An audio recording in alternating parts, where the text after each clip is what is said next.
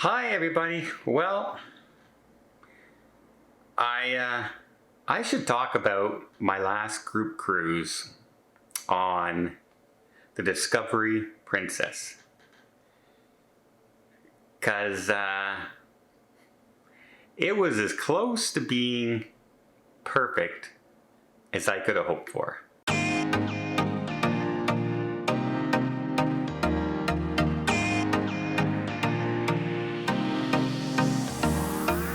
So first off, let's talk about the ship itself. The Discovery Princess is the newest in the fleet until the Sun Princess comes online early next year. She's an absolutely beautiful ship. It was absolutely spotless and gorgeous everywhere I went on that ship. So hats off to that ship. It's stunning royal class ship on Princess. Start off with that. Next, we had about 100 people with us on this cruise, and I'll tell you, I've never met, well, I have met, yes, I have. I'm not going to say that, but I am always astounded at just genuinely how nice everybody was on the cruise. And I met people who were not in our group that, I met and said hi and everything. People sent me things to my room, and I tried to run into some people and say hi. Excuse me, I was quite busy, obviously, with 100 people on board. But yeah, people were generally hugely nice to me. And I think so many people at dinner I saw just getting along and having these great conversations and everything like that, which is ideal for groups, right? You have a common interest somewhat, and you all get together and that you meet new friends. And it's amazing that people, I literally had great people on this trip. Great people. They're not only, many of them were on many of my other cruises as well, but again, super great. And I especially appreciate how nice they were to me and Angelina as well. Let's talk about the dining on the Regal Princess. We ate numerous times in the main dining hall. And I personally did not have any bad meals, except it wasn't a bad meal, it was a bad portion of a meal, and it wasn't bad, it was just dry. And that was the pork that I had one night. Everything else was great, and even the pork was good. It was just a little dry. I wish I would have had gravy on it, but I wasn't I was trying not to eat a lot of added stuff on my food. I was trying to keep it very simple to try and not gain 100 pounds on my cruise. Unsuccessful, but yeah, the food was amazing in the main dining room, and that's not always the case on the cruise ships you go to. Now, I did try a specialty restaurant one day, and I did get the chance to go to their 360 dining experience. Didn't do the chef's table, but when I was trying to organize everybody, I was trying to get like 12 people at a chef's table. There was just so much demand for it. They couldn't accommodate. They didn't want to say, your group gets it, but another group doesn't, etc. Right? So I understood that. I just said, do your best, see if you can get it for us. They did offer, they had 2 seats that they could have fit us in, and I said, no, I would only go if the people in the group who wanted to go could go as well. So we didn't get the chef's table, but then they came up and said, on the last night of the cruise, we have the 360, and we have 3 seats for you, Angelina, and a friend of ours. And it was amazing. It was the dinner was fantastic. The host was really good.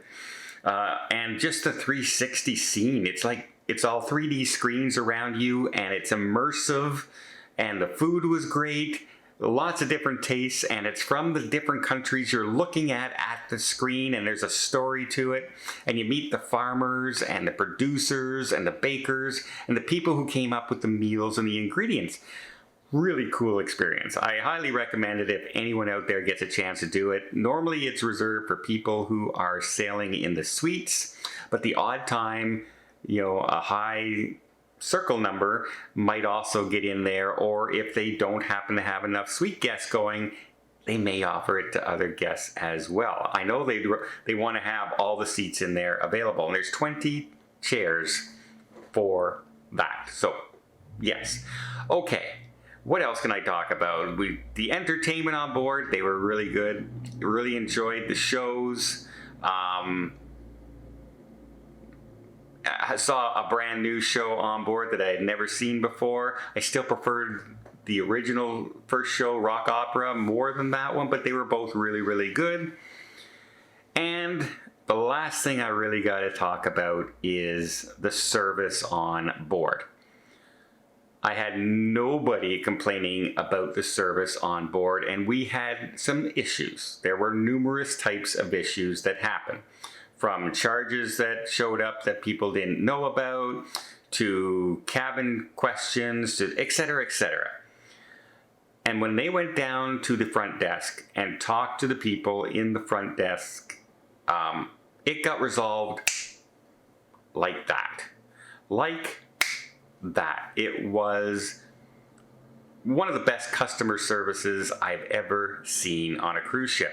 So much so that I've been on hundreds of ships, obviously, and usually those last 2 days, or the embarkation day, or your first sea day, those customer service can have huge lineups from people trying to get things done and things not working and everything.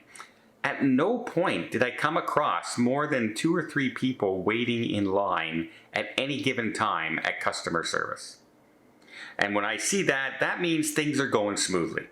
That also means that the customer service is working quickly and solving issues right away to people's satisfaction. Because people don't leave customer service if they're not satisfied with what they're saying.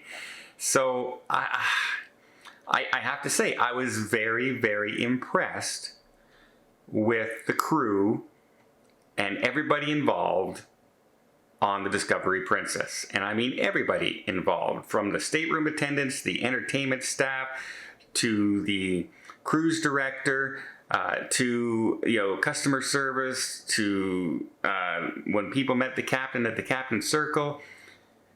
Everything, even getting on and off the ship was super smooth. And so I have to, hats off to the Discovery Princess and their crew. They put on an amazing cruise, and it makes it hard for me to decide to go to another cruise line when I get such good service like that. When I have such a good experience like that. And it's also one of the easiest cruise lines to organize groups on. And if I need to make changes, I usually can make the changes and not have a big hassle or problem. So that's been terrific. And also, by the way, a few people in my group bid on cabin upgrades.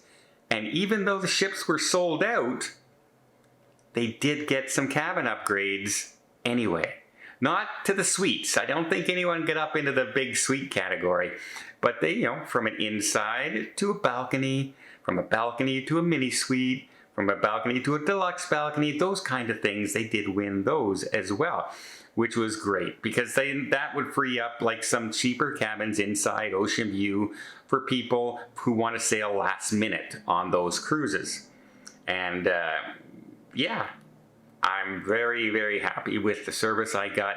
We had a great cruise, and I hope Princess keeps it up, because I have 2 more groups booked with Princess. The Caribbean Princess later on this year, going to Canada in September 19th, I believe, New York to Quebec City. And then, of course, the Majestic Princess next year in May, going to Alaska. That's going to be a big cruise, guys. That's going to be a big one. We have over 200 cabins right now, and I like the Majestic Princess as well, and it's kind of it's going to be fun, and all I can say about some stuff that I'm planning for that one, because it's also an anniversary thing for me, and some things have happened that I need to make some of these things as big as possible. So I got some big plans for that cruise especially. Well, that's it. That's a little bit of talking about my Discovery Princess, because people saying, hey, how did it go? How did it go? Well, I'll tell you in one word, it went fantastic.